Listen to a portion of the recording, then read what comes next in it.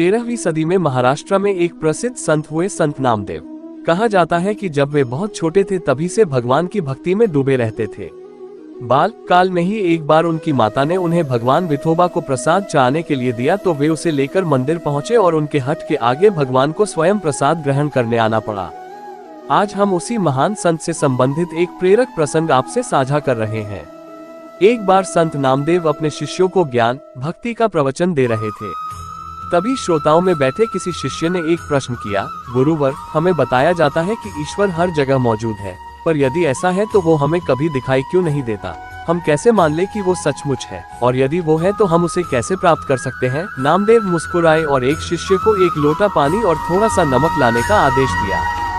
शिष्य तुरंत दोनों चीजें लेकर आ गया। वहाँ बैठे शिष्य सोच रहे थे कि भला इन चीजों का प्रश्न से क्या संबंध। तभी संत नामदेव ने पुनः उस शिष्य से कहा, पुत्र, तुम नमक को लोटे में डालकर मिला दो। शिष्य ने ठीक वैसा ही किया। संत बोले, बताइए, क्या इस पानी में किसी को नमक दिखाई दे रहा है?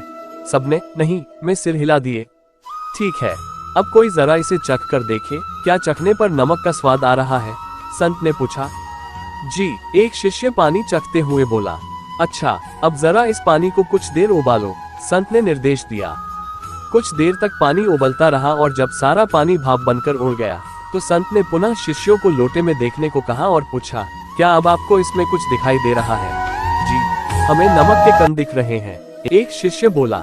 संत मुस्कुराए और समझाते हुए बोले, जिस प्रकार तुम पानी में नमक का स्वाद तो अनुभव कर पाए पर उसे देख नहीं पाए, उसी प्रकार इस जग में तुम्हें ईश्वर हर जगह दिखाई नहीं देता पर तुम उसे अनुभव कर सकते हो।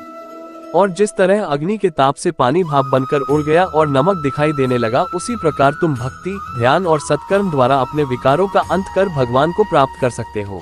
तो दोस्तों, आपको ज्ञान की खोज कैसी लगी? ऐसे मोटिवेशनल स्पिरिचुअल स्टोरी सुनने के लिए हमारे चैनल को फॉलो कीजिए। यदि आप चैनल पर नए हैं तो चैनल को लाइक, सब्सक्राइब और कमेंट करना ना भूलें। धन्यवाद।